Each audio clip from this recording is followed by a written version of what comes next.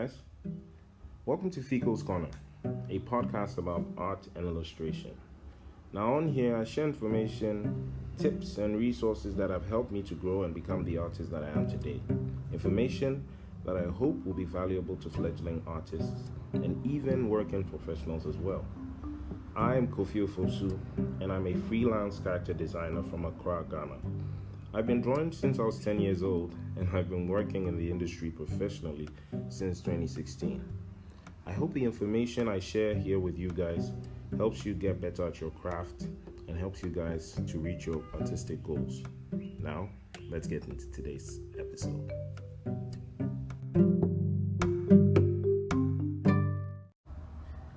Hello, guys. Welcome to today's episode of the podcast. And today we'll be focusing on the topic of mindset and motivation. Now, the question that came through that informed this episode was from one of my followers, and this is how they phrased their question.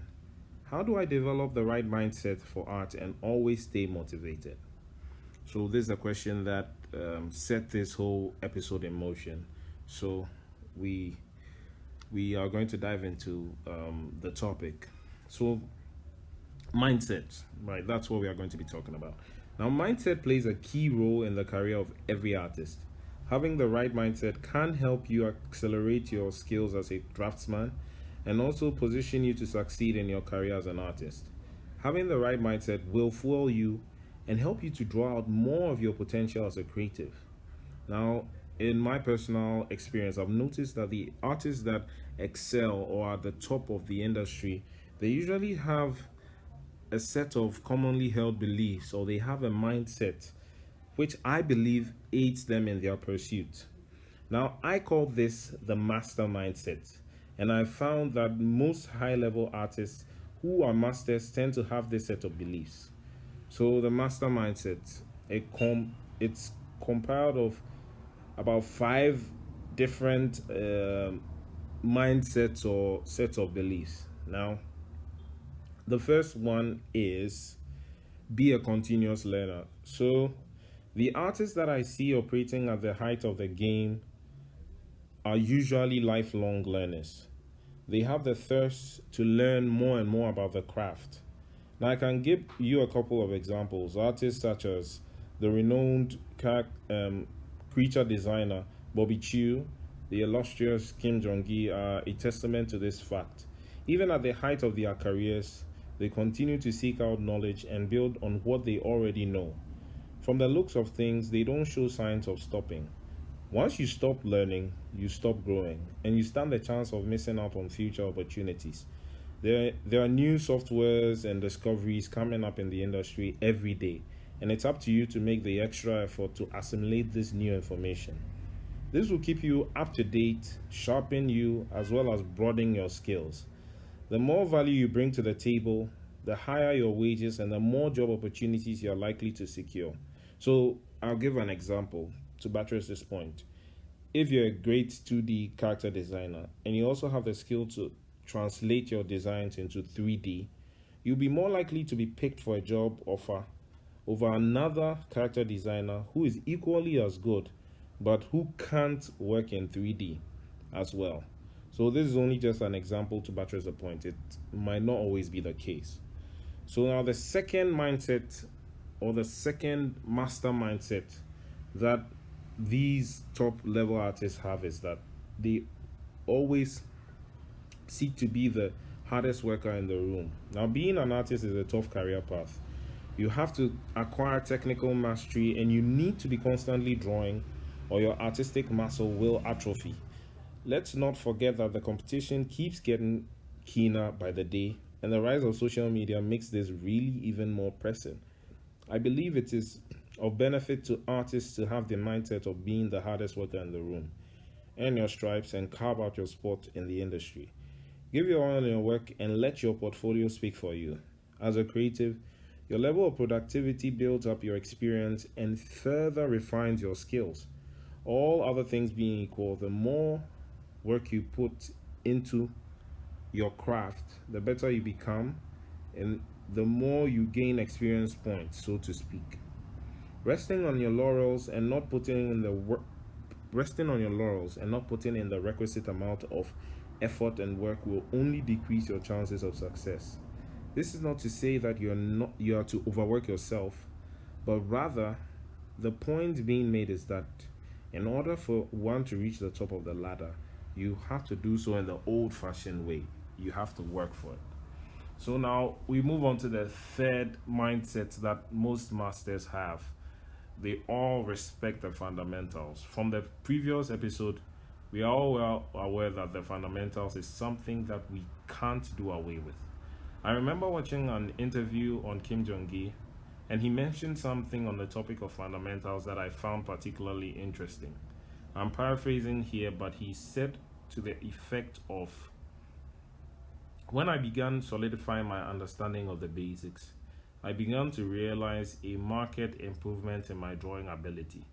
To give a little more context, he was talking about how his understanding of drawing the basic cube in perspective greatly improved his ability to draw a wide range of subjects. So, as we already know, anatomy, perspective, color theory, these are some of the basic principles one needs to understand in order to gain some degree of mastery as an artist. Failure to revisit these rudimentary concepts endangers the quality of your work and can lead to stagnation. Now, the next point, or the next mindset that most master artists have is that they always compete against themselves. They are not thinking of competing against others. So as an artist, it's always better as a strategy to compete against yourself.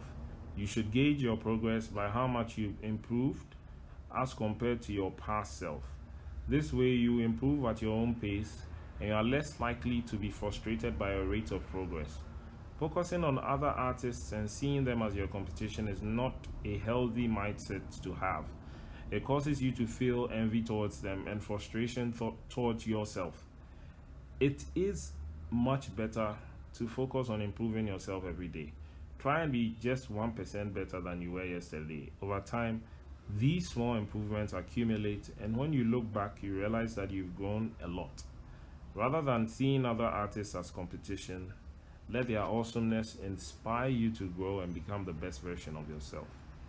Now, the fifth and final mindset that the masters have is that they are always authentic in their self-expression. Now, the accomplished artists share this trait. Most of them have this in common. They are very authentic in their self-expression. They say what they think and feel on the canvas. They don't try to pander to the world. Because they are true in how they express themselves, the sincerity in their work tends to draw in an audience because people resonate with what they have to say. So don't be afraid to be true to yourself. Express your art in a way that is authentic and true to you. Those who vibe with your frequency will surely come around and celebrate you. From here, we move on to the topic of motivation. Now, motivation comes as a result of a number of things, in my opinion. First is developing your competency. Now, the better you become, the more confident you feel about yourself. And the more confident you feel about yourself, the better you want to become. It becomes a self-sustaining cycle. You gain confidence and satisfaction from improving your draftsmanship and creative skills. It can be a powerful motivational force when you look back and see how much you've improved over the years. Now, the second thing that I think helps to motivate us as artists is whereby we embark on a personal project. So personal projects, right? So try and take on a personal project to inject a bit of creative energy into your life. There are so many ideas you can pick out for your personal project. You can choose to work on your own comic, art book, fanzine, illustrate a children's book, work on an animated short, and so much more. The choice is in your hands. So just pick a personal project you want to work on, something that excites you, something that you can manage, and set your timelines and then work on it. You see that it's going to really help to improve your motivation.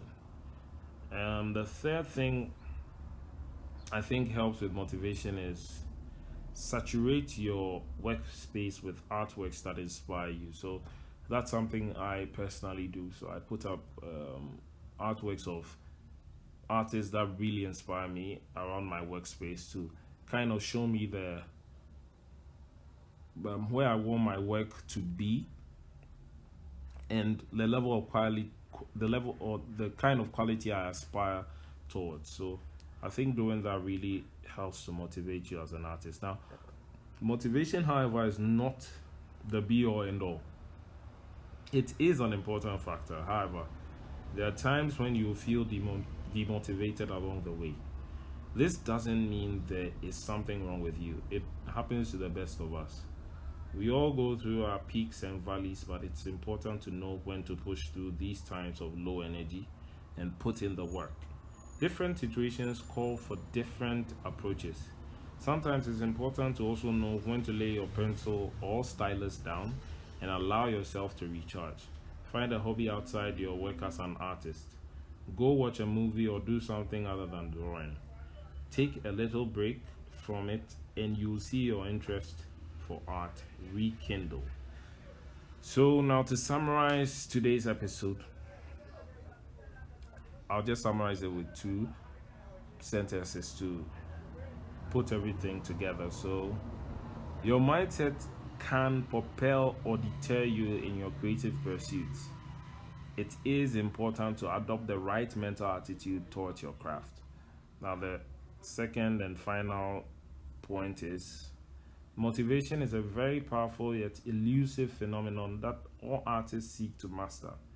There are many ways to ignite motivation within ourselves, and it's important to identify the approach that best serves your situation. Thank you guys for listening into today's episode. Have a lovely day. Bye.